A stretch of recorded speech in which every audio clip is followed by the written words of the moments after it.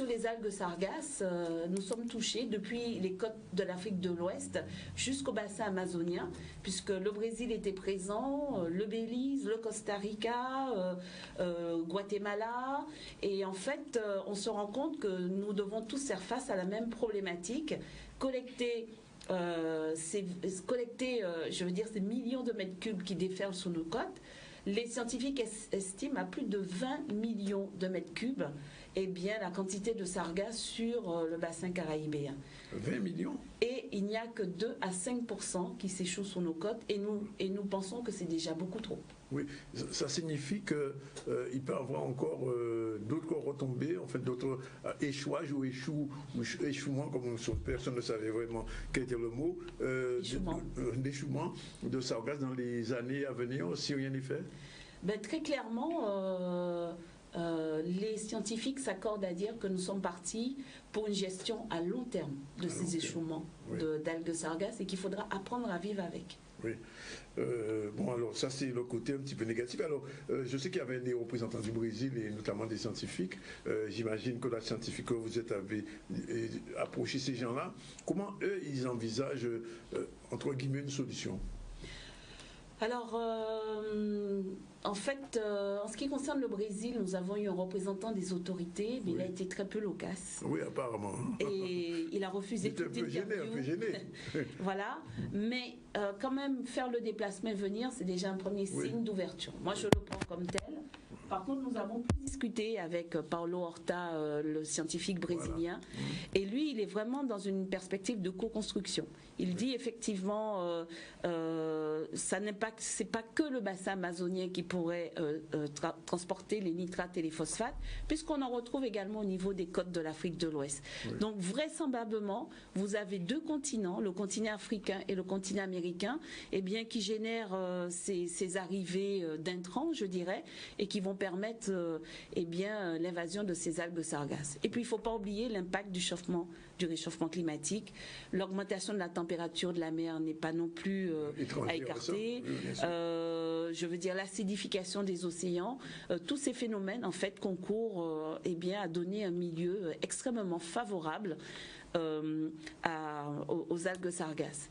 Alors quand je reçois ici une scientifique comme vous, on est content d'avoir des explications scientifiques, mais la dame qui habite à Gambourg de Marie-Galante ou à Capesté ou à Terre-de-Bas ou dans l'est de la Guadeloupe vers Sainte-Anne-Saint-François se dit mais d'accord, mais est-ce que nous connaissons ça encore cas au cas il fait bon? Alors de manière très concrète, les actions, tu sais, sont à la fois de proximité immédiate et puis des actions à plus long terme. La conférence Sargasses apportait à la fois des solutions à court terme avec le Sarg Expo. Il y avait plus de 60 stands, donc la population a pu se déplacer et voir tout ce qu'on pouvait faire avec les sargasses en matière de valorisation, mais également les grandes pointures. Nos entreprises et des entreprises à l'étranger sont venues présenter leur modèle de collecte, donc ce qui se faisait de mieux actuellement. Donc la population voit un petit peu tous les outils qui se sont dessinés autour de cette problématique sargasse. Et puis ce sont toutes les actions d'Annick que nous menons au quotidien, d'aide aux collectivités pour le ramassage.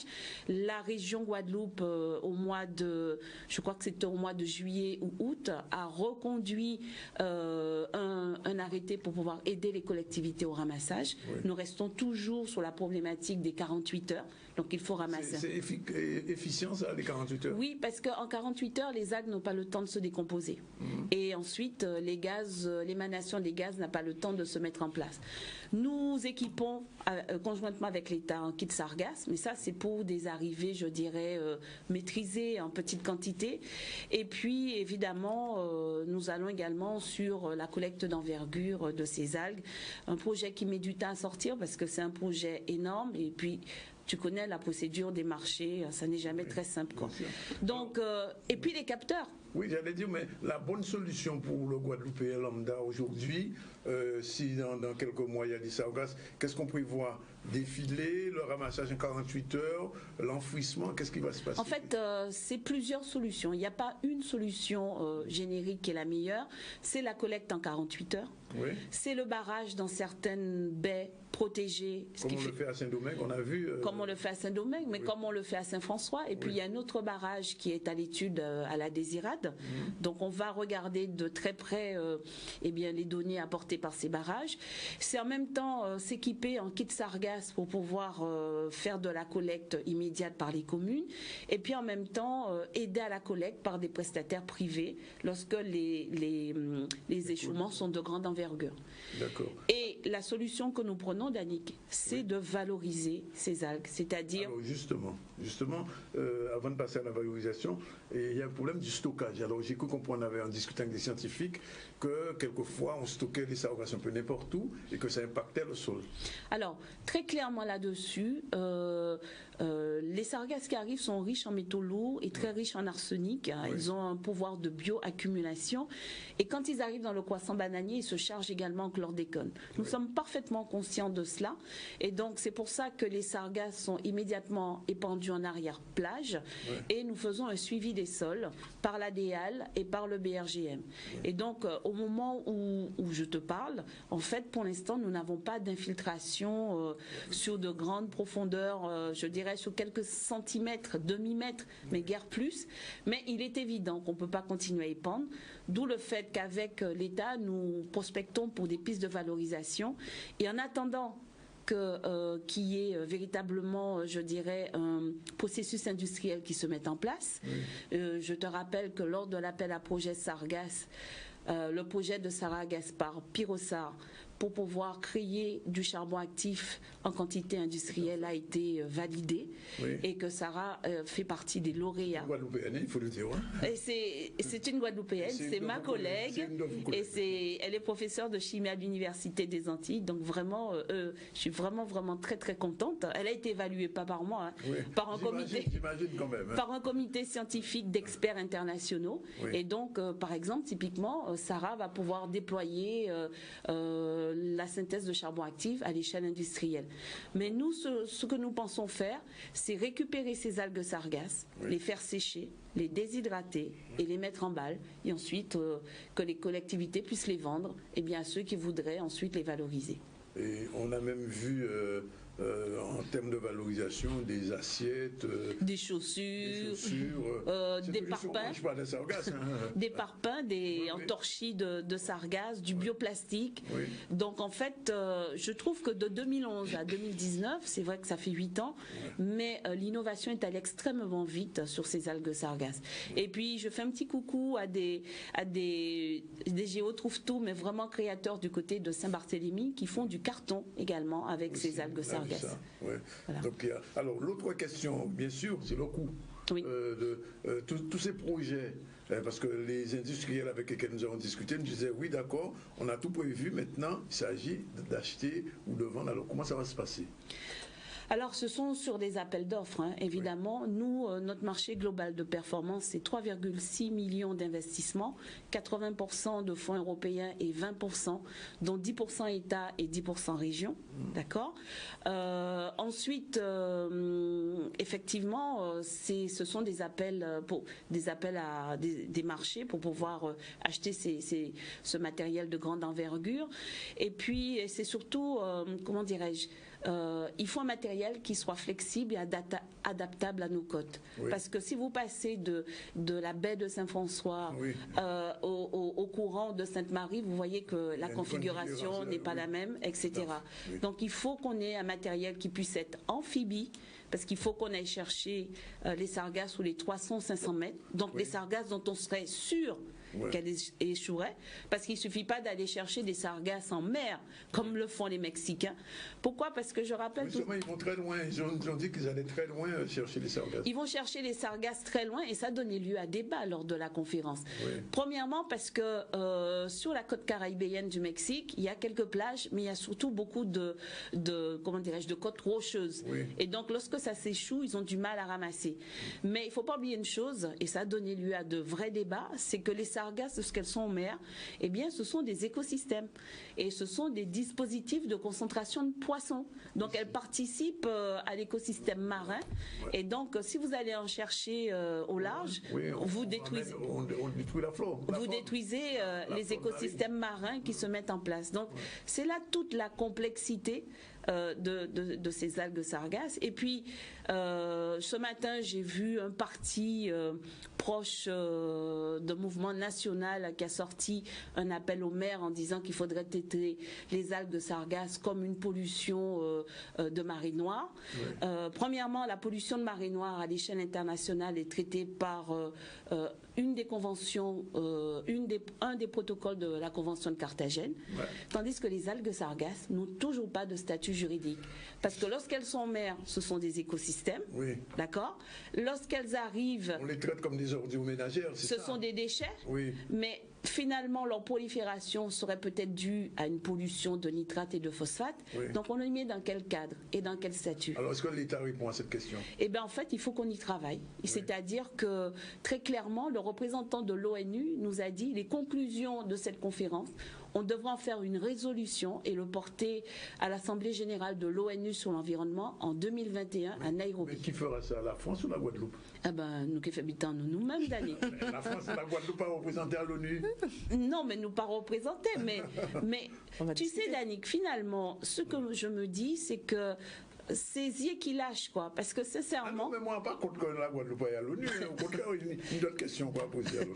Non, mais c'est que tout simplement, ce sont des questions qui nous préoccupent. Bien sûr. Et tout ce qu'on demande à la République française, à l'État, c'est de pouvoir nous accompagner, de nous mettre ces réseaux à disposition. Parce que tu sais, je l'ai vu là, lors de cette conférence, les États étrangers ne se déplacent pas hein, s'ils n'ont pas un haut niveau de représentation française. Absolument. Et je le rappelle, nous ne sommes pas des États, nous ne sommes que des régions. Oui, et, pour l'instant. Oui, et en termes de niveau diplomatique, nous pas voyons ces messieurs. Oui, malheureusement. Alors, il y a quand même une petite déception, c'est les 500 000 € annoncés par le gouvernement français. On n'a pas compris. Tu viens de me dire que la région propose près de 3,6 millions. Et j'ai entendu le Premier ministre français dire 500 000, pourquoi faire exactement? Alors, en fait, il faut de l'explication, Danick. Oui, les 3,6 millions, c'est de l'investissement. D'accord. Et les 500 000 que l'État met... C'est pour la Guadeloupe ou l'ensemble Guadeloupe, Martinique, etc.? C'était les 500 000 € que met l'État, c'est pour le fonctionnement... principalement, je crois, en Guadeloupe. Sûr, ça? Les 500 000 €. Ouais, c'est 500 000 € annoncés déjà par le président Macron. Oui. Et ces 500 000 € viendraient en fait sur le fonctionnement. Parce que ces machines, oui.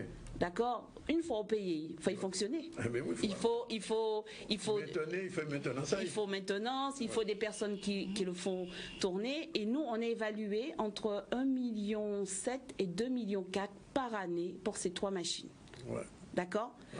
Si on avait 140 jours d'algues sargasses à collecter. Ouais. Ce qui veut donc dire que les 500 000 € que l'État va mettre sur la table, plus que ce que vont mettre les collectivités, ça sera le bienvenu pour faire fonctionner ces machines. Pour revenir à ce qui a été dit tout à l'heure, est-ce que la Guadeloupe va être en mesure de vendre des sargasses récoltées?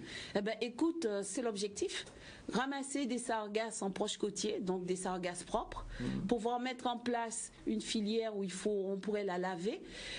Tu sais, à Cuba, tu sais comment ils font pour sécher les algues? Non, ils ont pris un conteneur, ils ont enlevé le haut du conteneur et ils ont mis des panneaux solaires. Ah, tout en haut. Oui. Et donc, sargasse là a séché. Ouais, normalement. Ouais. Et il récolte le jus de sargasse. Après, il le traite. Et donc, comme la sargasse, c'est 90% d'eau et seulement 10% de matière organique, après, il récupère une sargasse et qu'il met en balle et qu'il vende ensuite. Ouais. Donc on pourrait faire pareil. Ben oui, de toute façon, on ne va pas aller inventer le fil à couper le beurre. Hein. Ça, couper la sargasse, mais du tout. Alors, autre question qui reste à voir, c'est le problème de la surveillance. Oui. Alors, on a parlé effectivement de réseaux de surveillance qui permettraient de prévenir un petit peu. Alors, où ça en est? Alors, en fait, tu sais, Danick, cordonnier est toujours le plus mal chaussé parce que je me régalais à la conférence. J'ai très peu vu les intervenants de la conférence parce que j'ai passé mon temps en réunion bilatérale avec les pays qui nous sollicitaient. Et donc, techniquement, le Mexique est prêt à rentrer dans ce programme de coopération. Je l'avais dit déjà, je signale, il y a 4 ans, moi, j'étais au Mexique, le président du Mexique avait dit qu'ils étaient prêts à nous aider à ce niveau-là. En fait, tu voyages beaucoup plus loin que moi, Danick. Tu aurais dû me donner l'information avant. On est valise de la région en plus. Et donc, en fait, ils sont prêts à travailler avec nous pour mettre un réseau de télédétection satellitaire à l'échelon de la Caraïbe. En fait, hein, et ils ont confirmé. Et plus que ça, en fait, ils veulent également qu'on puisse lancer un appel à projet Sargasse, mais qui pourrait également s'ouvrir sur les microplastiques, parce que Sargasse-Lac arrivait avec bon plastique. Ça aussi, on a les premières analyses, d'accord. Et donc, on est en train de travailler sur tous ces fronts-là.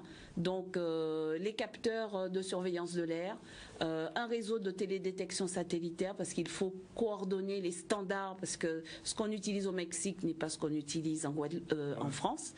Et puis, donc on part, comme je l'ai dit, la conférence n'est que le premier coup d'envoi. On part sur 36 mois de coopération continue. J'ai bien compris qu'il y a 36 mois de coopération. Alors, finalement, aujourd'hui, il y aura 2 personnes qui vont être médaillées de la Sargasse. C'est Théophile et toi. Déjà qu'on m'appelle Madame Sargasse. Mais oui. Mais non, mais alors, est-ce que du point de vue, du point de vue géopolitique, quand même, c'est un bon coup pour la Guadeloupe, ça? C'est énorme. Oui. C'est-à-dire que nous... ne se rendent pas compte, mais avoir réussi à réunir ici autant de personnalités, de hautes personnalités internationales du Mexique, Costa Rica, enfin, etc., et plus le Premier ministre français, c'est quand même pas rien. Oui, effectivement, ça a été un gros travail de relations extérieures, de diplomatie. On a eu un sacré coup de main par le ministère de l'Outre-mer avec l'ambassadeur Jean-Bernard Nilam, qui est l'ambassadeur délégué à la coopération régionale, avec le ministère de l'Europe et des Affaires étrangères, et vraiment pour pouvoir mobiliser les postes diplomatiques. J'ai correspondu avec une dizaine d'ambassades. Enfin bref, ça a été... Enfin bref, Danick, ce que je voudrais dire... Une personnalité internationale. Il est plus facile d'être scientifique que d'être diplomate, parce qu'il te faut une dose de patience que tu ne peux pas imaginer. Alors, comme tout le monde, j'ai lu le courrier adressé au président du CRIFOM. Effectivement, il y avait un petit peu de colère là. Oui, parce qu'en fait, Danick, quand tu réussis avec l'appui du président Richard Luce et l'appui du président Emmanuel Macron à braquer tous les projecteurs sur la Guadeloupe et faire de la Sargasse non plus une espèce de malédiction, de fléau, mais une opportunité pour qu'on aille de l'avant, pour voir ensuite sortir des conclusions qu'on pourrait porter à l'ONU. Tu te rends compte si on a une résolution Guada à l'ONU, quoi? Historique. Ah ouais, ce serait historique. Et tout ça à l'aune d'une polémique, parce que les gens ne comprennent pas qu'il y a un protocole. C'est-à-dire qu'il y avait un sommet entre le Premier ministre et les chefs d'État et les présidents de région. N'avaient pas de badge.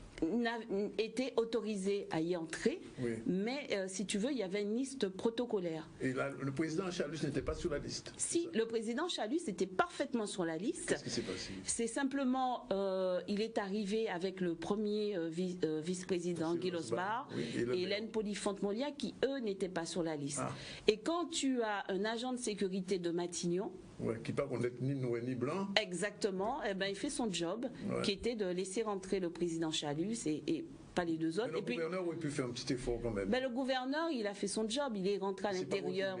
Il est allé à l'intérieur pour informer et finalement, ça s'est réglé. J'ai publié les photos, on voit bien que le président Chalus, Marie-Luce Panchard, Hélène Poliphante-Molia, Guy Losbar sont tous assis à côté du Premier ministre. On a vu ça. Voilà, et donc c'est pour dire que le protocole... L'incident est clos, c'est ça? Oui, l'incident est clos. D'ailleurs, l'incident est clos en Guadeloupe, mais pas au Mexique, parce qu'il y a une autre polémique.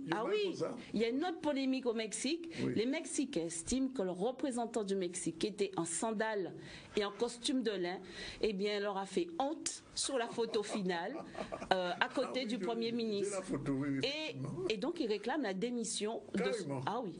Donc tu vois, derrière polémique, il n'y a ni polémique. Ça engage pour profit de balai. Bon, en tout cas, merci d'être venu nous informer concrètement de tout cela. Et de temps en temps, chaque fois qu'il y a une petite nouveauté, on peut faire confiance que tu viendras pour nous dire de ce qu'il s'agit. Avec vraiment... Je voudrais bien recevoir aussi Madame... comment elle s'appelle? Sarah Gaspard. Oui, qu'elle vienne un peu nous expliquer, oui, vraiment, Sarah, c'est vraiment... Scientifiquement. C'est une professionnelle, c'est quelqu'un de très gentil. Je ne pense pas qu'elle vienne. On va l'inviter. En tout cas, merci d'être venu. Il est 12h56 minutes pile. On a parlé pendant pratiquement 25 minutes de Sargasse, sans trop de polémique. Et on revient maintenant à la publicité. Dans un instant, on retrouve la suite des événements avec Naïla pour le journal et nos prochains invités. Merci encore. Merci à vous. Le ZCL News revient avec CCN, cariprionews.com, le site caribéen le mieux informé et qui vous dit tout sur les affaires.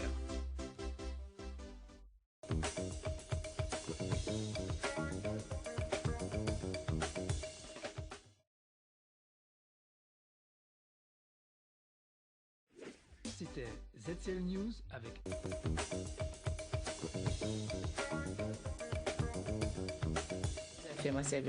Bonjour à tous, il est 13h03 si vous êtes à table, bien bon déjeuner. Vous êtes avec nous au moins jusqu'à 14h, 14h15. Vous êtes en direct du ZCL News. Vous êtes à la fois en radio, sur RHT, sur C10FM et bien sûr en direct à la télévision. On va recevoir dans un instant Madame Firmine Richard, bonjour. Bonjour. Le réalisateur de Secret de Famille, Julien Dalle, bonjour. Bonjour à tous. Et bien sûr, nous avons aussi notre décrypteur du lundi, Xavier Cordoval, bonjour. Bonjour Denis, bonjour à tous. Mais en attendant, on fait un rappel des titres très rapidement avec Naïva. Donc, rappel des titres, BMAO est encore sur le feu de l'action. Le syndicat UTC-GTG a lancé un préavis de grève. Il y avait une conférence de presse ce matin afin d'expliquer la situation, répression générale, le protocole non respecté. Tout ça, ce sera en images. Et bien sûr, le Festival du Rire qui a commencé. Donc, ceux qui n'ont pas pu y assister, vous aurez un extrait. Et il y aura effectivement une conférence sur le chlordécone. On parlait Sargasses tout à l'heure, donc ce sera chlordécone. Et le vernissage de Grand Horizon présenté par Stone Cold Events qui se faisait sur Sainte-Anne. Donc tout ça, ce sera tout à l'heure à 13h30 dans le déroulement du journal. On va recevoir aussi plus tard Yann Nanette et Jean-Marc Soukaï qui parleront d'un forum des métiers et bien sûr Isabelle Armat-Trending, présidente du Zonta. Voilà, tout est dit. Bonjour à tous. Alors Xavier, avant de parler de cinéma, il faut qu'on parle de choses beaucoup plus concrètes. Le gouvernement veut raboter les 40%, c'est bien ça? Parce qu'il y a une polémique là-dessus. J'ai eu deux communiqués que j'ai. Celui du président, de l'ex-président de région Lurel qui disait que finalement, bon, le gouvernement, etc., mettait en cause même pas le gouvernement, la DRP-FIP, intimant aux diverses collectivités, de revenir sur la prime de vie chère. Et de l'autre côté, automatiquement, Olivier Servaillerie a réagi, pas de remise en cause du dispositif. Alors. Oui, fondamentalement, bonjour à tous, hein, fondamentalement, ce qu'on retient donc de l'actualité politique au niveau du gouvernement par rapport à ces résonances au plan local, ce sont ces deux mesures. Vous l'avez dit, la première, le rabot des 40% annoncé par la DRFIP. Il s'agit d'un mail qui a circulé en interne, qui a fuité. Bon, on connaît un petit peu ces pratiques. C'est une fuite qui permet donc de savoir comment vont réagir les institutions, les politiques et toutes les personnes concernées par cette mesure. Alors il s'agit effectivement depuis tantôt de raboter les 40% des agents statutaires de la fonction publique. Alors bon, forcément c'est très compliqué puisque c'est une mesure qui date de 1950, revue en 1957, oui. 25% versés en 1950, on se rappelle par rapport aux primes de vie chère, 15% réajusté à titre temporaire en 1957, mais qui est devenu force de loi, donc qui fait partie qui constitue une partie de la rémunération des fonctionnaires. Et donc il s'agit donc pour la DRFIP de voir comment vont réagir les institutions, les politiques et tous. Bon, forcément, ça crée des ordres. Il y a une réunion de l'association des maires, vous le savez. L'association des maires s'est réunie vendredi, si je ne m'abuse, et se sont fendus d'un communiqué tout de suite en disant que c'était une mesure qui était totalement illicite et illégale. Voilà, oui. Voilà où on en est actuellement. Oui. Alors, deuxième dispositif, c'est la question des retraites aussi, qui pose problème, des impôts et des retraites. Alors, les impôts et les retraites, les Gilets jaunes se feront un écho bien meilleur que moi, mais enfin, ce qui pose problème aujourd'hui depuis le 1er novembre, c'est la transformation des indemnités chômage, les conditions d'attribution. Les conditions d'attribution, je vous le disais, de ces indemnités chômage, de cette assurance chômage. Oui. On se rappelle qu'un temps... Aujourd'hui, ce qui a changé, c'est qu'il va falloir avoir travaillé 6 mois sur les 24 derniers mois pour pouvoir en bénéficier, alors que 4 mois suffisaient sur 28. Oui. Et il y a peu. Donc, ce qu'il y a de positif, c'est que dans 4 démissions, vous pouvez quand même y avoir accès. Bon, enfin, c'est assez complexe, cette transformation. Donc, il s'agira de revenir plus en détail et approfondir donc notre explication sur cette transformation de l'assurance chômage. Mais effectivement, tout bouge. Alors, je suis quand même étonné, Xavier, que alors que nous avons ici des représentants de la République en marche, qu'il n'y ait eu aucune réaction officielle à part ce petit mot d'Olivier Servan. Il est évidemment... C'est la faute aux journalistes ou c'est la faute aux politiques? Non, alors les deux, mon colonel. Pourquoi? Parce qu'en fait, c'est une mesure qui n'est pas forcément bienvenue en Guadeloupe. On sait qu'en Guadeloupe, nous avons 60 000 chômeurs. Donc forcément, si un tissu comme celui de la Guadeloupe, un tissu actif comme celui de la Guadeloupe compte 60 000 chômeurs, forcément l'assurance chômage participe énormément à la vie économique, mais à la vie également des différents foyers, qui sont des foyers qui sont en difficulté, puisqu'ils manquent de revenus, ils ne travaillent pas. Donc on imagine que ça ne peut pas être en Guadeloupe une mesure qui soit bien acceptée et bien reçue. Donc de ce fait, il est très compliqué pour les politiques qui soutiennent la République en marche de s'exprimer sur une mesure qui est totalement impopulaire, comme celle des 40%. On imagine qu'ils ne seront pas nombreux à vouloir s'exprimer sur la question. Donc est-ce que les journalistes ne devraient pas pour autant leur demander quel est leur avis? Ça, bon, c'est un travail journalistique. Je vous laisse libre de penser ce que vous souhaitez sur cette question-là. Mais en tout cas, une chose est sûre, c'est que... Vous diront que vous êtes le professeur de journalisme. Hein? Non, je suis juste un observateur aguerri de ces questions journalistiques pour moi-même officier de temps à autre. Oui. Voilà. Alors, il y a eu quand même, Xavier, beaucoup de polémiques depuis quelques jours. Tout à l'heure, avec Madame Gustave Duflo, on parlait de ce qui s'est passé au World Trade Center avec Harry Chalus, avec aussi M. Losbar. Comment vous avez analysé tout ça? La question de la diplomatie, de la représentation de la diplomatie est une question très particulière et qui est cadrée. La diplomatie est une affaire d'État. Oui. D'État à État, représentant d'État. Pour l'instant, je ne pense pas que la Guadeloupe soit un État, pas encore, et donc elle ne peut parler dans ce cadre-là que dans le cadre d'une compétence déléguée. Oui. C'est-à-dire que le gouvernement lui délègue la possibilité, dans le cadre d'une paradiplomatie, c'est ce qu'on appelle la paradiplomatie. Ça s'appelle diplomatie régionale. Exactement, qui lui permet donc d'intervenir. Mais quand la question devient probante, où elle implique les finances publiques, à ce moment-là, le gouvernement revient à la charge et reprend la main, comme ça a été le cas donc en fin de séminaire. L'ouverture de séminaire s'est faite dans le cadre de la paradiplomatie, oui. Mais quand il s'agissait de signer, d'acter une intervention financière de l'État, à ce moment-là, le Premier ministre est intervenu. Bon, après, l'autre partie de la polémique sur l'entrée par entrée dans la salle avec les autres, je pense que ce qu'on doit, une fois l'émotion passée, puisque nous sommes souvent un peuple qui nous vivons dans l'émotion, une fois le constat fait, ok, il y a eu des difficultés pour que nos représentants politiques de haut rang puissent intervenir et entrer dans cette fameuse salle.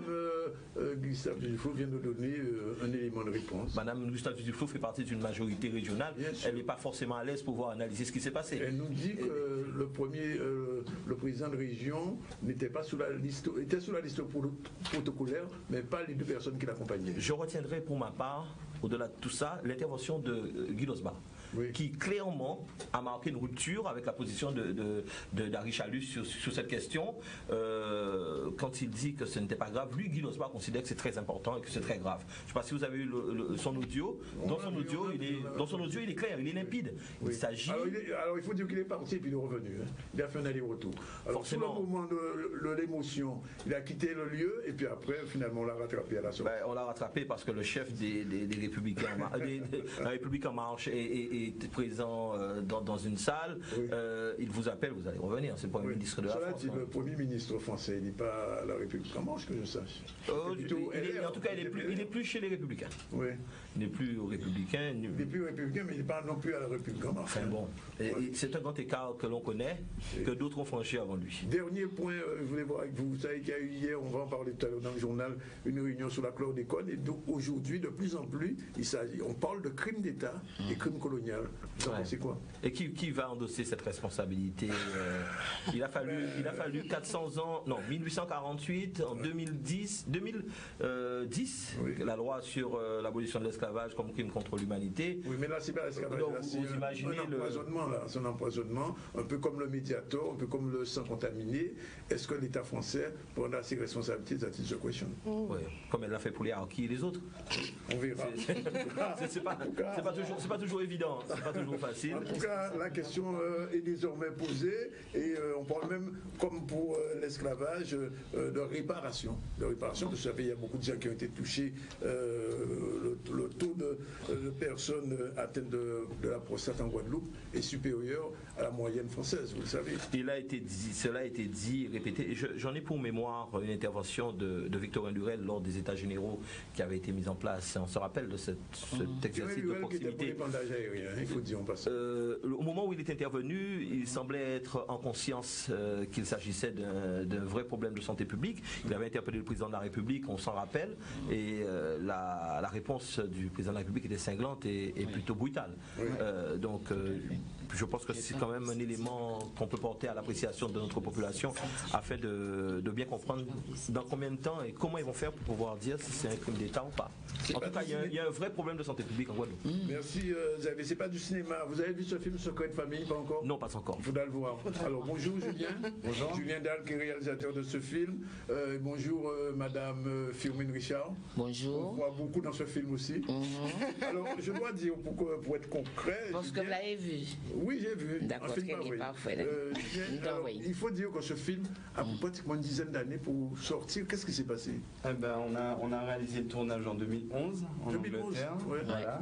Et puis après, on a... En Angleterre, il faut le dire. Voilà, c'est ça, le film a été tourné en Angleterre et où on a amené d'ailleurs une trentaine de techniciens guadeloupéens de Guadeloupe et de Paris pour faire ce film. Et après, il y a eu donc un certain nombre de temps pour réaliser le montage. Et puis après, moi, quand j'ai fait 8 ans pour réaliser le montage. Voilà. Ce que je dois dire, c'est qu'il a fait ce film avec ses fonds propres. Forcément, on le sait. Il a mis du temps pour réunir. Toutes ces économies. Voilà, d'accord. Alors pour être plus précis, je voulais aussi rendre hommage à mon associé Jean-François Filelin. À l'époque, on avait 2 sociétés d'audiovisuel sur Paris. Et en fait, effectivement, on avait été voir, suite à Retour au pays, le précédent film qu'on avait fait avec Firmin Richard, on avait été voir donc un certain nombre de personnes dans les collectivités, etc., qui nous a dit de toute façon on ne financera pas un film qui se passe en Angleterre, ça va pas fonctionner. Même avec les comédiens de la Guadeloupe. Et donc on n'avait pas insisté, on s'était dit ce film on veut le faire et on veut poursuivre l'aventure qu'on avait commencé avec Retour au pays. Donc avec la société qu'on avait sur Paris, on a purement et simplement financé complètement le film. Alors, on va peut-être voir un petit extrait. Oui, à la bande-annonce, tout à fait. Dans un teaser de ce film. C'est l'occasion pour moi de le voir parce que les bons. Alors, c'est parti pour le teaser. Papa était musicien dans un groupe de musique jamaïcaine. Il vient faire un concert en Guadeloupe, puis il rencontre maman. Ensuite, l'Angleterre fait appel aux Jamaïcains pour construire leur métro. Papa prend le bateau, maman le suit. Ça a été la bonne époque. À un moment, on avait de l'argent. Ce qui nous a permis de retourner en vacances en Guadeloupe et en Jamaïque. Je pense que c'est ce voyage qui a détruit l'unité familiale. I can't take it anymore. Il y a un ressort qui s'est cassé chez toi. T'as commencé à couper les ponts avec tout le monde, avec ta famille, et maintenant, t'es plus le même. Since he went through this terrible family tragedy 5 years ago. Tu la fermes, tu mentionnes pas ça, on n'est pas là pour ça, d'accord? Tu me respectes pas là. On n'est pas là pour ça. Qu'est-ce que tu me veux? Je pense avoir été clair, non? Je veux plus rien avoir à faire avec vous. Je sais, mais les choses ont changé, Paul. Que je suis sincèrement désolée de t'avoir fait porter ce fardeau. Chaque jour qui passe, je prie Dieu de me pardonner ce terrible péché. Been playing poker again.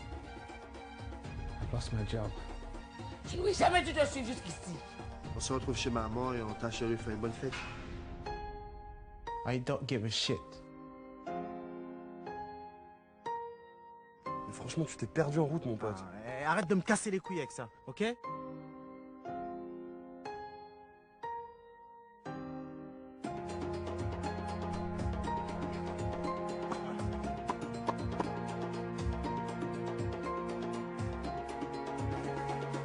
Vous voyez que c'est la fête des mères qui va m'empêcher de faire un bon repas, mes enfants? Allez, pas toucher.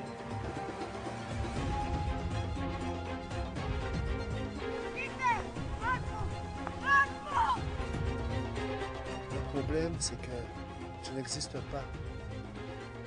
Je n'ai aucun souvenir de toi. In this country, you have to respect people, ok? Tu remets plus les pieds chez moi, s'il te plaît. Tu commences tout juste à entrevoir la réalité. I want you to die, Peter! I want you to die!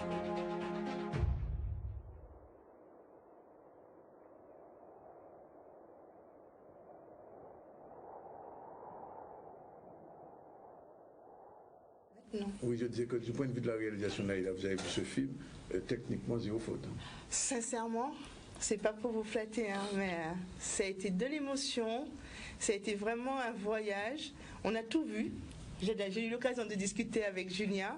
On est comme si on était au pays. C'est vrai qu'on est en Angleterre, mais on n'a pas l'impression d'être en Angleterre. Et puis il y a un jeu de rôle, il y a des lumières, c'est magnifique. La réalisation est parfaite. Magnifique. Magnifique, vraiment, très beau film. J'imagine que ce film devrait avoir une carrière internationale. Oui, il fait chaud. On l'espère. C'est sûr alors, sur le gars, il fait chaud. Autant au film. Vous avez débrouillé pas mal en anglais. Yes. Et bien voilà. Yes. Je suis là où on ne m'attend pas. Et je me dévoile au fur et à mesure. Tu parlais anglais aussi. Anglais, créole, français. Ah ouais. Non, mais c'est un très bon film et je pense que. Alors, je ne sais pas, je pose la question à Julien. Quel va être le parcours de ce film? On va le voir en Guadeloupe le 8. Cette semaine, le 8, oui, 8 et après. À partir du 8, donc évidemment comme tous les films de cinéma, il sort une première semaine, donc il sera disponible tous les jours à partir du 8. Et si les gens répondent présent, il sera présent plusieurs semaines. Donc c'est vraiment pour ça qu'on fait un appel Guadeloupéens pour leur dire de venir voir le film. Voilà. Et comme c'est un film qui a son visa d'exploitation nationale, c'est-à-dire qu'il est accrédité à être diffusé dans toutes les salles de cinéma de France. Alors il faut savoir qu'il y a à peu près 2-3 films guadeloupéens par an qui ont leur visa national, donc c'est quand même très important. Et on a tenu à ce que les premières projections se fassent en Guadeloupe. La première en fait, parce qu'il est passé au Cinestar déjà dans le cadre du festival. Il est passé au Cinestar dans le cadre du festival et il a obtenu à cette occasion le prix du public. Oui. Et c'est un premier pas. Hein. Voilà. Parce que notre public est très compliqué et très difficile. Il faut le dire. On gagne au Bidjan Guadeloupe et de tous côtés après. Exactement. Et donc il sort le 8 novembre, mais en fait il sort pas que le 8 novembre. Donc il y aura une projection le 8, le 9, le 10, le 11, le 12, le 13, le 14. Et puis après par la suite. Alors comme on nous voit en Martinique, est-ce qu'il sera vu en Martinique? Alors je vous annonce que le groupe Élysée a validé le fait que le film soit projeté également en Martinique. Donc pour une question de... Parce qu'en fait comme on est un film à petit budget, donc c'est très important qu'on soit aussi présent pour soutenir le film. Donc on a discuté avec eux, on a une sortie prévue plutôt pour janvier et à ce moment-là on sera aussi là pour soutenir le film dans sa sortie. Il sortira juste après en Guyane. Et puis on est en discussion en ce moment même avec des salles en métropole et on compte faire une demande appuyée d'aide à la diffusion. Un certain nombre de partenaires en Guadeloupe, les collectivités, les gens du privé qui voudront nous accompagner pour pouvoir pousser le film à être diffusé dans les salles de cinéma en France, mais aussi dans l'ensemble des festivals hors de France. Le film est en anglais et en français, donc aujourd'hui on a déjà une version anglaise et une version française. Oui, elle est sous-titrée, on a vu ça. Voilà, donc voilà. Alors, Firmin, vous êtes une mère très très dure, une femme très dure dans ce film. Hein. Pas du tout. Nature, ça, en général. Mais justement, je suis dans un rôle où on ne m'a jamais vu. Oui, c'est vrai.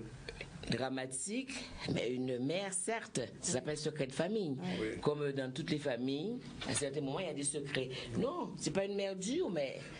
Mais qui élève trois enfants seuls. Elle a 3 enfants, puisque on ne parlera pas du mari, tu vois, et elle regrette de l'avoir suivi. Le mari n'est pas bien traité dans le film. Pardon? Le mari n'est pas bien traité. Hein. Comment il n'est pas bien traité? Je le subis, il n'est pas bien traité. Je regrette, mais justement, je regrette de l'avoir suivi. Parce que finalement, c'est moi qui élève les enfants, c'est un gars qui aime le jeu et la situation fait que... On va pas tout raconter. Mais non, mais c'est moi qui subis, hein. Je crois qu'il a le beau rôle, hein, lui, hein, ça va, hein, on va pas le plaindre, hein. Un petit mot, Julien, sur les autres acteurs qu'on a vus, on les connaît pas tous. Alors, les autres acteurs, il y a... Le père, il est de quelle origine? Le père, c'est un Jamaïcain. Et ça, j'y tenais parce que c'est en fait, l'histoire, c'est en 2 mots, c'est que Firmin joue le rôle d'une mère qu'on voit 20 ans après. Mais 20 ans avant, elle a fait le choix de partir avec son jeune fils de Guadeloupe vers l'Angleterre par amour d'un musicien jamaïcain. Et donc je tenais à ce que ce soit un Britannique jamaïcain, puisqu'à l'époque j'habitais en Angleterre, on a tourné le film en Angleterre. Donc c'est un Jamaïcain qui joue le rôle, il s'appelle Anthony Ferguson, et on a eu la chance de l'avoir. Et sinon en acteur, il y a Darkman, Pascal Boulaire, qui était déjà dans notre précédent film Retour au pays, avec Firmin également. Et il y a aussi Yohan Piziou, qui qui est un très très bon comédien de théâtre principalement, et qui nous a accompagnés dans ce film pour ce rôle. Voilà. Et Cédric Ido. Et voilà, et j'allais laisser le meilleur pour la fin. Cédric Ido, c'est un acteur très très talentueux qui nous a aussi accompagnés dans ce film et qui joue le rôle principal avec Firmin Richard. Voilà. Alors, on peut que inciter les Guadeloupéens à voir le film. Ça se passe en Angleterre, je le répète, et c'est vraiment au début du film. D'ailleurs, il y a un faux générique, je ne sais pas comment on appelle ça en cinéma. Une scène d'introduction. Une scène d'introduction dans une couleur particulière. Et puis après, le film commence. Secret de famille, c'est un film qu'il faut avoir vu. Naïla, on est d'accord? Tout à fait d'accord, parce que ceux qui n'ont pas connu l'histoire justement du Bimidum, ou qu'on retrouve un petit peu, on a l'impression effectivement d'y être. De vivre ce déchirement en même temps, parce qu'on est à l'extérieur, on est loin de chez soi, et en même temps énormément de couleurs, c'est très ésotérique, cette ambiance antillais qu'on retrouve. Non, sincèrement, ceux qui ne l'ont pas vu, allez-y. Juste un dernier détail. Le héros, entre guillemets, principal du film, il est addicté à l'alcool. Qu'est-ce qu'il boit? C'est pas du rhum. Dans le film, qu'est-ce qu'il boit? Oui. En fait, c'est du jus de pomme. C'est pas du whisky. Non, parce vu qu'il y avait un certain nombre de prises, il en buvait. En tout cas, juste une question, je dis une question pour Firmin Richard. Vous êtes une actrice confirmée, vous avez déjà pas mal de films à votre actif. Qu'est-ce qui vous invite et vous incite à participer à des projets comme ça, neufs, qui peuvent, on ne sait jamais, mettre en péril ou mettre en difficulté votre carrière? Non, rien ne peut mettre en difficulté ma carrière. Moi, j'avoue que dès que je lis un scénario qui me plaît, tout de suite je dis oui. Il y a quand même une prise de risque? Pas du tout, pas du tout. Non, parce que l'histoire était intéressante d'une part. Bon, j'avais déjà fait un premier film avec Julien, et moi, ce qui m'a plu au départ, c'est son audace de vouloir faire des films. Bon, de vouloir faire des films, de pouvoir parler de nos histoires à nous, et nous avons besoin de ça. Nous avons besoin de jeunes qui parlent de nous, qui parlent de nos histoires, qui ne nous caricaturent pas. Et pour moi, c'était intéressant. Avec Retour au pays, ça a été ça. C'était une mère qui voit revenir son fils, et toutes les mères dont les enfants font des études, pour des raisons diverses, contraires à leurs enfants, sont toujours contents quand ils sont là. Mais il y a toujours un conflit générationnel, intergénérationnel. La mère, quand elle voit arriver son fils, elle a envie tout de suite qu'il se marie et qu'elle soit grand-mère. Oh, lui, c'est pas forcément ce pourquoi il est là. Et donc, ça a été ça, le premier. Et le deuxième, de toute façon, quand il a écrit le deuxième, il m'a dit, est-ce que tu partages? J'ai dit oui, tout de suite. Parce que je savais que ça pouvait être une histoire qui nous concernait, nous, Antillais. Voilà. Un dernier mot, Firmin, ça n'a rien à voir avec le film. On doit te voir bientôt sur Netflix. Oui, ça commence le 21, je crois. Oui. Le 21 novembre, ça effectivement. Mortel. Vous faites pas du moyen. Oh, qui vous faites pas du moyen, il y a longtemps, Ramon. Ah non, mais on pas trop pédi parce qu'il n'y a pas de quoi en l'air. Plateforme là, à présent, que j'ai en l'air, il y a un pédi qui a sorti le 21. Okay. Mais j'avais dit que c'était en novembre. Oui, je me souviens. Voilà. En tout cas, Secret de famille, bientôt à partir du 8 au Cinestar. Et on va dire le Guadeloupéen même, Julien Fosla. Ah ouais. Julien qui vient de perdre un membre de sa famille en plus. Ouais. Il a perdu sa mamie. Oui, bien sûr. Donc Fosla, il méritait. 13h26, on prend la page de pub. On vous remercie tous d'être venus. Merci. Juste un petit mot. Vous pouvez être informé des horaires de projection sur le Cinestar et sur le Facebook de l'association ALMA, l'association du long métrage antillais-guyanais, et vous aurez tous les horaires de projection des films, parce que le film sera projeté au Cinestar, mais il sera aussi projeté au cinéma d'Arbaud et au cinéma Robert Loison au Moule. Voilà, tout est dit. Et je vais aussi quand même dire que dans ce cadre de son association ALMA, je sais que demain, il projette un film qu'on n'a pas vu ici, un très beau film de cinéma que j'ai fait qui s'appelle Je vous aime très beaucoup. Et donc ce film est projeté demain à Bemao, à la salle Gérard Lequel. À Gérard Lequel, tout à fait. À 18h30. Voilà. Oui, merci Firmin. Merci Julien et merci Xavier. 13h27, 2 minutes de retard. On prend la pub, on se retrouve pour la suite des événements dans le CNC. Nous à tout de suite. Merci. C'est super.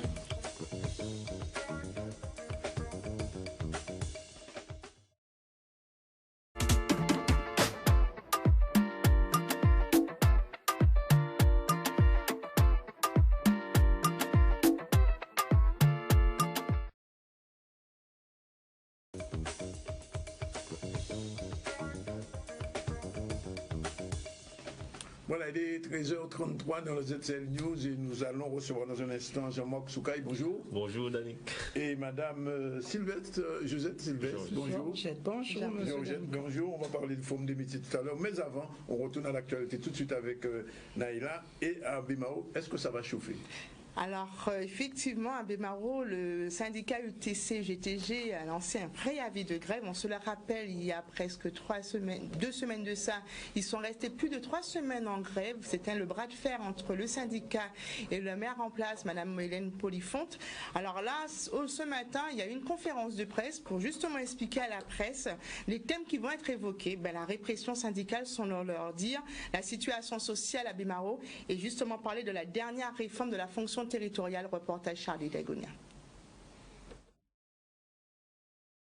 Non, je dois déjà nous mettre un préavis en nous faisons un point presse et nous partis dans les services, faire distribution à traque de façon à ce que l'ensemble des travailleurs mobilisés dans un premier temps si l'argent nous qu'il pour remettre nous et aussi dans un deuxième temps si rendez-vous que nous demain au tribunal la pointe concernant des travailleurs qui ont arrêté et ont passé en comparution immédiate. Il y a aussi contrôle judiciaire et il a passé le 6. Donc nous avons demandé aussi l'ensemble des travailleurs d'être présents. Et ça, nous pas bien comprendre ça. Est-ce que son exemple, vous voulez faire de ces travailleurs-là, ça? Nous pas comprendre. Le droit de grève qui a existé, nous en grève, nous habitués à faire grève et nous pas comprendre pourquoi aussi acharné des jeunes Tiboug. Alors si nous comptons régler, nous pouvons régler ensemble. Bon, nous on a arrêté car on fait retrait acte là. Mais ça qui n'embête pas en fall, nous pas faire mon confiance. Au moment où nous avons parlé, pour travailler, pour l'argent, revirer ces comptes. Alors ça sous-entend, à partir du moment que vous prenez l'argent, ces comptes, vous prenez l'argent, vous sans demander, ou quoi poursuivre, jusqu'en bout. Alors, nous, mais ça aussi, c'est des décisions, mais ce n'est pas que Bémao. Et c'est pour ça que nous avons dit, nous avons rappelé combat de Kameni là, et combat nous gagner là. C'est pour une augmentation de primes entre 100 et 300 euros pour travailler. Mais face à monde qui a touché 42 000 euros annuels de primes, que 400 euros que nous demandons pour moun qui touché 42 000 annuels. Et malgré ça, il y a revirer prendre l'argent. Nous avons regardé en disant la collectivité la ressource humaine, il n'y a pas prendre l'argent à Poncade. Ça veut dire que c'est toujours comme ça qu'a fait. C'est toujours les plus petits. Mais nous savons, nous petits, nous continuons à goumer. Mais ça n'a pas qu'à étonner nous, ça. Ça, c'est malversation, méchanceté à ces qualités, ça. Mais nous, savons ça. C'est pour ça que travailler debout. Et malgré ça, nous déposer préavis, c'est eux qui sont gênés. Puisqu'ils ont fait toute qualité de bon matin pour ça. Est-ce qu'il y a une grève? Est-ce qu'il n'y a pas une grève? Nous contrôlons, nous à l'aise en nous, et c'est nous qui baillons là, pas eux. Voilà, on devrait en savoir un peu plus dans les jours qui viennent, mais est-ce qu'il y a des chaînes, comme on dit? Question posée, on ne manquera pas de poser ça à la maire de Bémao. Pour l'instant, on revient à cette communication qui s'est faite autour de chlordécone ce week-end, puisqu'il y a une grosse conférence. Justement, on parlait de la question, est-ce que le chlordécone, c'est une... Aujourd'hui, c'est un crime d'État ou un crime colonial? Réponse avec l'interview. Oui, tout à fait. Donc, on peut savoir depuis que la commission d'enquête a fait dévoiler qu'il y a vraiment la responsabilité de l'État, la ministre l'a dit. Donc, cette conférence voulait effectivement poser les bonnes questions, savoir effectivement que faire. Est-ce que c'est un crime d'État? Est-ce qu'effectivement c'est un crime colonial? Patricia Rivaudé-Châtenay nous en dit un petit peu plus dans le reportage d'Olivier Moradel. Cette conférence débat s'inscrit dans le cadre de tout notre plan d'activité 2019. C'est-à-dire, en fait, nous, notre action dans cette association, c'est d'informer un maximum de personnes sur, justement, ce scandale d'empoisonnement par les biocides et particulièrement par le chlordécone. Nous avons entendu des conclusions qui étaient véritablement alarmantes. Nous avons entendu et nous avons vu pleurer un haut fonctionnaire d'État qui reconnaissait que l'ensemble des hauts fonctionnaires d'État savaient que nous étions empoisonnés depuis déjà 1991 par le chlordécone et que quelque part, l'État a participé librement à notre empoisonnement sans véritablement faire ce qu'il convenait de faire, c'est-à-dire de protéger la santé, de protéger tout le monde. Les associations qui m'ont invité à venir en Guadeloupe m'ont demandé de trouver une solution alternative, complémentaire à la procédure pénale qui dure depuis 12 ans. Nous avons donc proposé à tous les habitants de Guadeloupe, qu'ils soient malades ou pas, de participer à ce qu'on appelle une action collective conjointe qui a pour objectif de faire reconnaître la responsabilité de l'État devant le tribunal administratif et obtenir une indemnisation que nous avons fixée pour le moment à 15 000 € et qui sera déterminée le moment venu par le tribunal. Cette indemnisation vise uniquement le préjudice moral. Nous sommes en train de réunir un certain nombre de participants. Nous sommes ce matin, je crois, plus de 675. Nous espérons atteindre les 1000 personnes au moins pour le 2 décembre. Et à partir de là, nous allons déposer une demande d'indemnisation au Premier ministre à l'hôtel Matignon. On observe une corrélation entre l'exposition des agriculteurs en particulier aux pesticides et la survenue de maladies cardio-circulatoires. Elles sont variées, ces maladies cardio-circulatoires. Donc l'exposition aux pesticides est un marqueur de risque ou un facteur de risque, et ça, il va falloir l'étudier également dans notre population qui est particulièrement exposée aux maladies cardio-circulatoires, puisque les Guadeloupéens meurent principalement de maladies cardio-circulatoires bien avant les cancers. D'une part, l'État reconnaît sa responsabilité, pour autant, il ne veut pas en tirer toutes les conséquences. Et c'est bien parce qu'il a ce double discours que nous allons saisir le juge, qui lui est indépendant normalement du gouvernement et qui va sanctionner, puisque la reconnaissance de responsabilité est évidente et le préjudice est tout aussi évident. L'État s'est tu. Or, l'État devait, ne serait-ce que pour répondre à ses obligations régaliennes, protéger l'ensemble des populations de Guadeloupe et de Martinique. 13h40 et en Nougat-des-Pilouin. Nougat-des-Pilouin, ce sera vendredi 8 novembre à partir de 8h. C'est une initiative de la maison de quartier des Loyer Web et ses partenaires pour l'emploi. Alors je reçois pour cela Jean-Marc Soukaï, bonjour. Bonjour. Et Madame Sylvestre, bonjour. Bonjour. Alors comment ça va s'organiser cette journée en Nougat-des-Pilouin?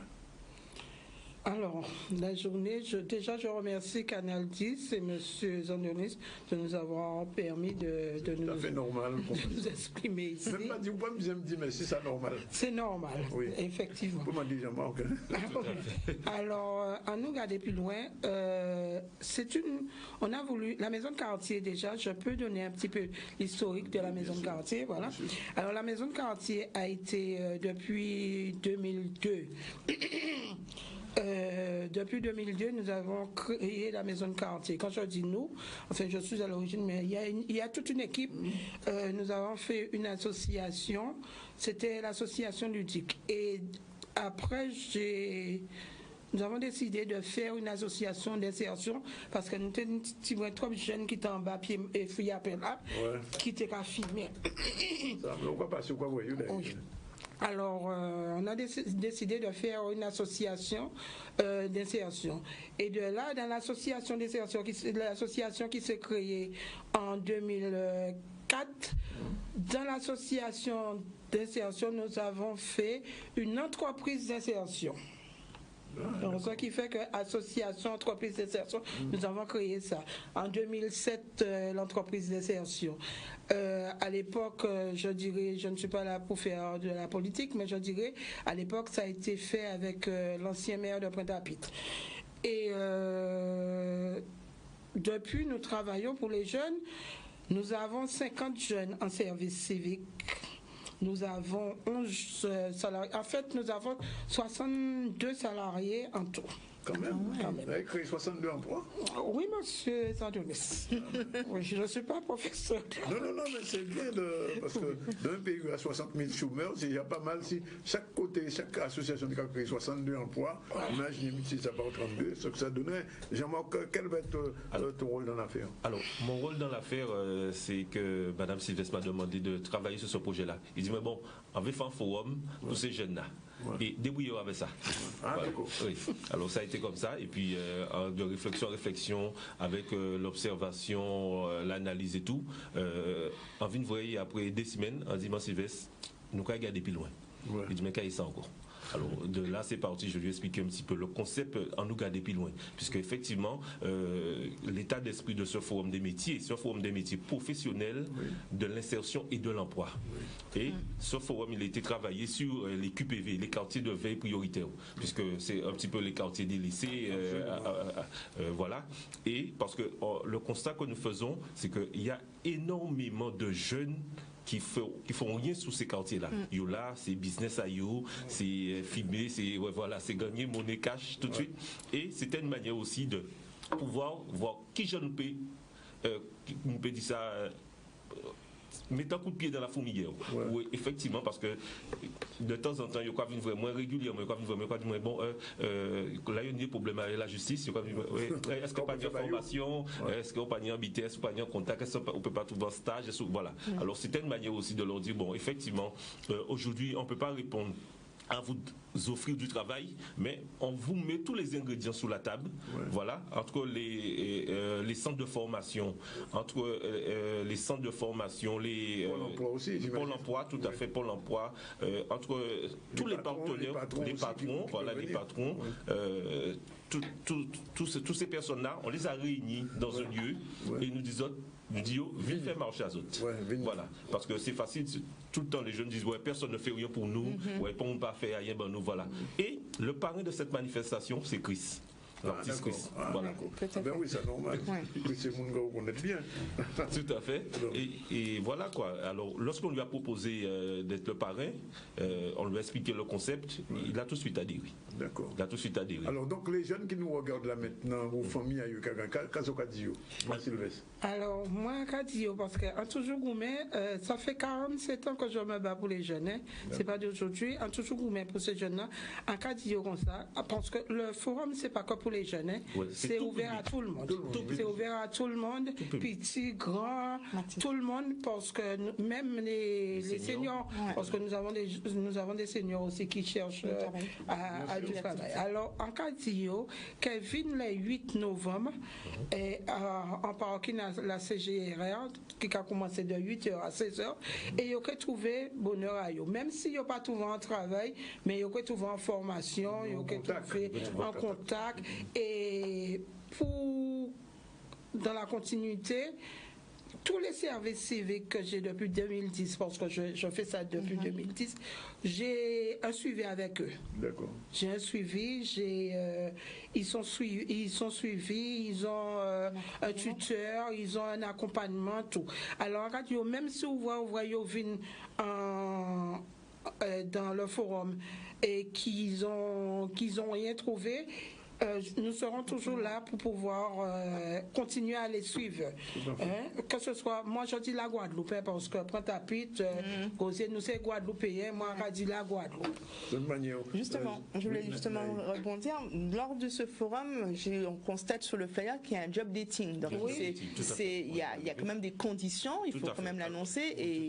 Tout à fait. J'y venais. Alors, avant de venir sur le job dating, on rappelle que cette manifestation du forum, il y a encore 2 rendez-vous griffés sur cette manifestation du forum. Alors, il y a les rendez-vous économiques de Cap Excellence, puisque les rendez-vous économiques de Cap Excellence pour la ville de Pointe-à-Pitre se fera dans le cadre de ce forum, puisque tous les acteurs qui seront censés participer au rendez-vous économique seront sur ce forum. Alors, on a décidé ce jour de mutualiser les moyens pour faire... voilà.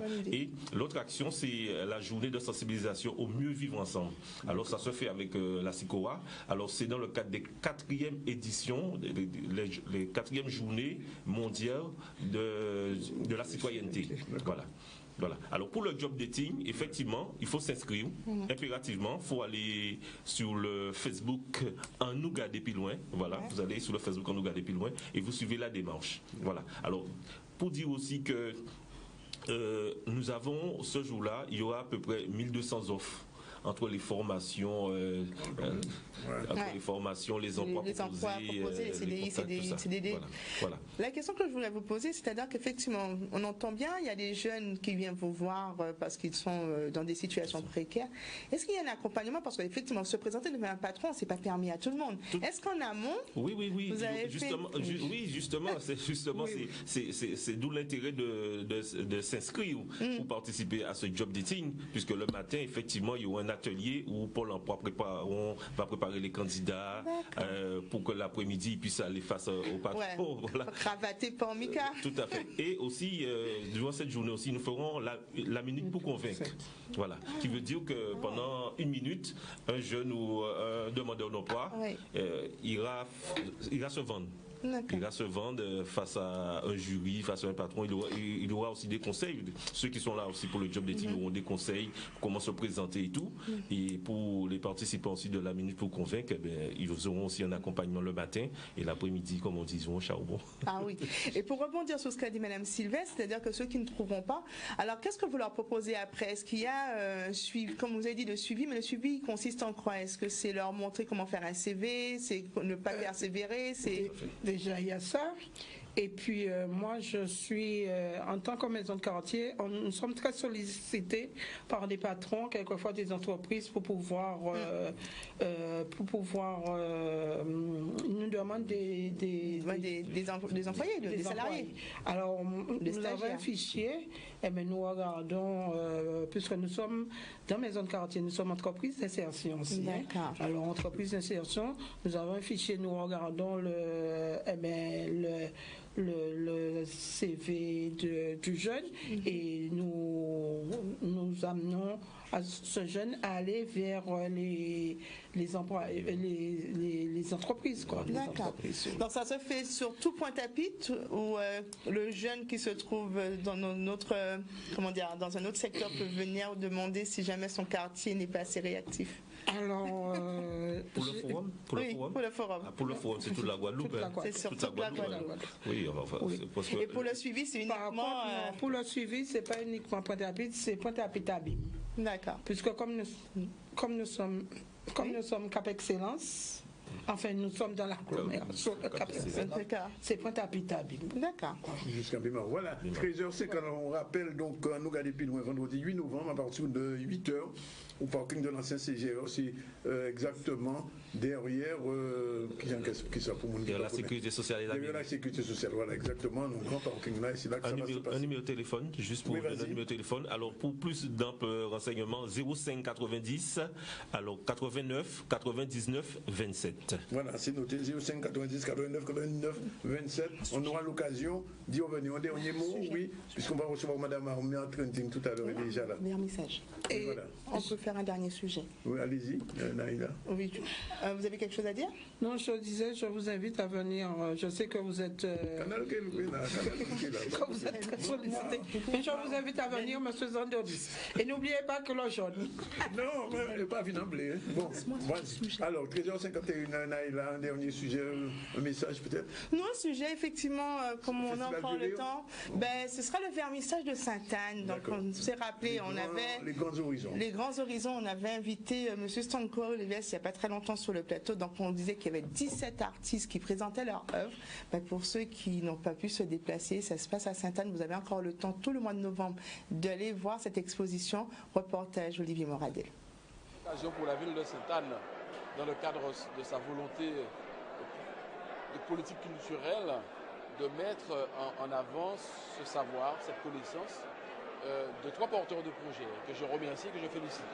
Stonkoli West, Iberedo, ainsi que Thierry Lima, mais accompagné de 14 autres artistes, non moins connus, ou en tout cas peut-être pas très visibles sur la scène médiatique, mais non moins talentueux. Ce concept a été créé vraiment pour réunir certains artistes qui travaillent depuis plus d'une trentaine d'années, mais qu'on ne voit jamais sur la scène, parce qu'on fait toujours appel, toujours aux mêmes depuis 20 ans passés. Pourtant, nous avons un nombre d'artistes qui travaillent depuis 30 ans et qui font du travail vraiment en profondeur. Et c'est pour cela qu'on a voulu monter cette exposition, pour pouvoir les mettre à l'honneur, comme on les appelle les invisibles, pour qu'ils puissent être pour une fois, pour la durée de cette exposition, 2 mois, visibles à toute la grande population guadeloupéenne, montrer ce qu'ils sont capables de faire et montrer qu'il y a une diversité des arts plastiques en Guadeloupe.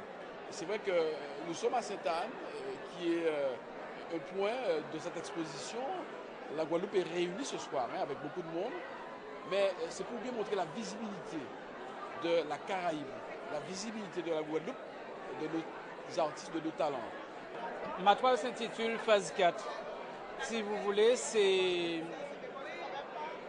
les 4 fois les 6 heures de temps qui représentent un jour. Et comme le thème de l'expo, c'est Grand Horizon, ça nous permet de nous évader, d'avoir cette notion de liberté pour nous ouvrir à autre chose de plus grand, de plus majestueux. L'exposition sera visible à partir de lundi 4 novembre au Centre culturel de Sainte-Anne, Guadeloupe, et aussi jusqu'au 29 novembre. Vous avez un mois pour venir voir cette belle exposition avec une diversité d'expressions et de thématiques choisies par tout un chacun. Alors, juste avant la pub, il est 13h54. Je rappelle donc à nous garder plus loin vendredi 8 à partir de 8h, derrière la Sécu, dans l'espace de la CGR. Je rappelle aussi la sortie du film de Julien Dalle et avec Philomène Richard. Ce sera le 8 aussi. On obtient le 8. Et je rappelle que ça, là, c'est-à-dire l'exposition qui se tient à Sainte-Anne, c'est à voir et nous voyons. Voilà, il est 13h54, on a pris 1 minute d'avance sur la pub et dans un instant on reçoit l'association Zonta. Si vous ne savez pas ce que c'est, eh bien restez avec nous.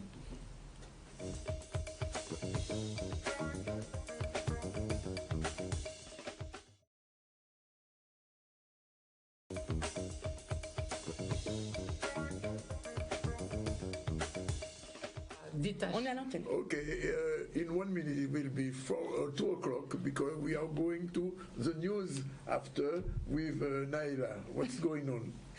Alors, on va aller vers le Festival du Rire. Vous avez vu, on est devenu très anglophone sur le plateau du ZCL News, parce qu'effectivement, on a Madame Armand Tradin sur le plateau. Donc, pour ceux qui n'ont pas entendu, le Festival du Rire a démarré. Donc, hier, au Royal Riviera au Gosier, a été le moment mémorable. Plus de 30 artistes vont justement vous faire rire pendant quelques jours. Reportage Yannick Valverde.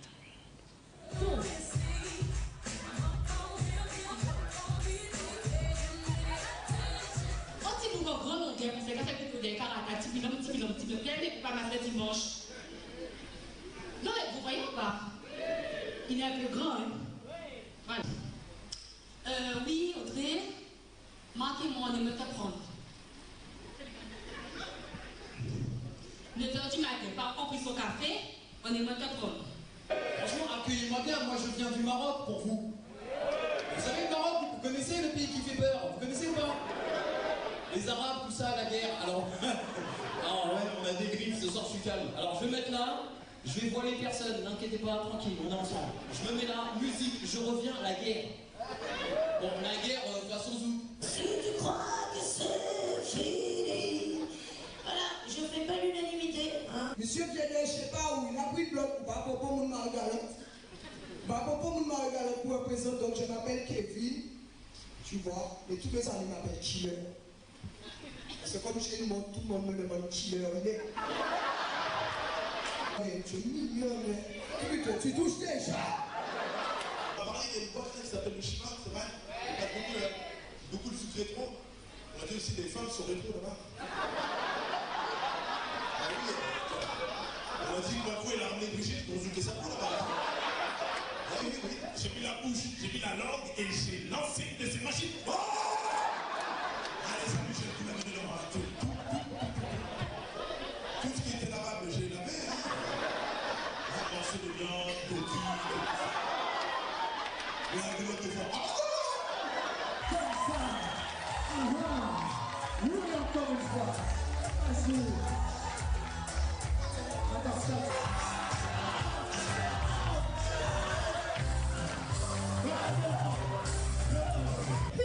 Les blancs. On dirait des distributeurs de je t'aime.